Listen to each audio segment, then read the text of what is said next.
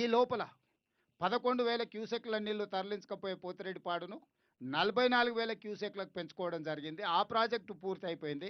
44,000 క్యూసెక్ల పోతిరెడ్డిపాడును మళ్ళా 80,000 క్యూసెక్లకు పెంచుకోవడానికి జగన్మోహన్ రెడ్డి గారు వచ్చి ఆ పనులు కూడా దాదాపుగా పూర్తి చేసుకునే ప్రయత్నం చేస్తున్నాడు.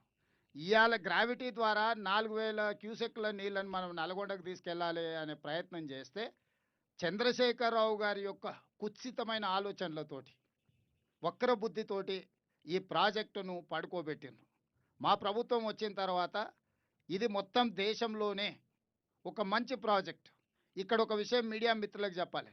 ప్రపంచంలో ఎక్కడ కూడా 42 కిలోమీటర్ల టన్నెల్ ప్రాజెక్టు ప్రపంచంలోనే లేదు.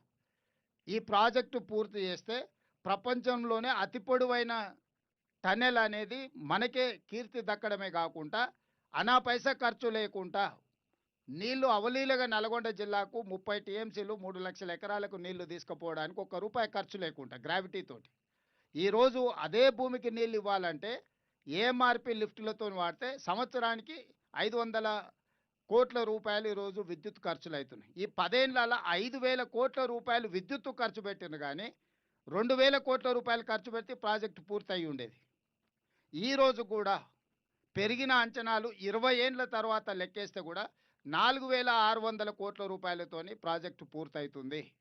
అంటే 20 ఏళ్లలో ఈ ప్రాజెక్టు యొక్క అంచనాలు పెరిగింది 2,600 కోట్ల రూపాయలు మాత్రమే.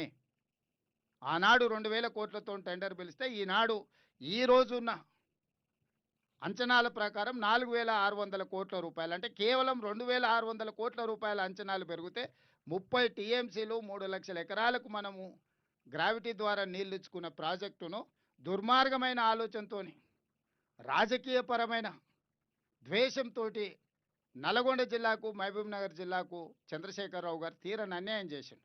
ఇవాళ ఈ ప్రాజెక్టులు పూర్తి చేసుకోకపోవడం వల్ల కృష్ణానది మీద ప్రారంభించిన ఏ ఒక్క ప్రాజెక్టు ఉమ్మడి రాష్ట్రంలో అన్యాయం జరిగింది సమైక్య పాలనలో అని చెప్పిన చంద్రశేఖరరావు గారు కృష్ణానది మీద ఆనాడు మొదలుపెట్టినాయి కానీ ఆయన మొదలుపెట్టినాయి కానీ భీమా కానీ నెట్టంపాడు కానీ కోయిల్ సాగర్ కానీ పాలమూరు రంగారెడ్డి కానీ లేకపోతే కల్వకుర్తి కానీ ఎస్ఎల్బీసీ కానీ ఏ ఒక్క ప్రాజెక్టు కూడా 10 సంవత్సరాలు ముఖ్యమంత్రిగా ఉండి ఒక్కటి పూర్తి చేయలే. ఇక తెలంగాణ కోసం కొట్లాడి తెలంగాణను సాధించుకున్న ఉద్దేశాన్ని కూడా దెబ్బతీసిండు చంద్రశేఖరరావు గారు.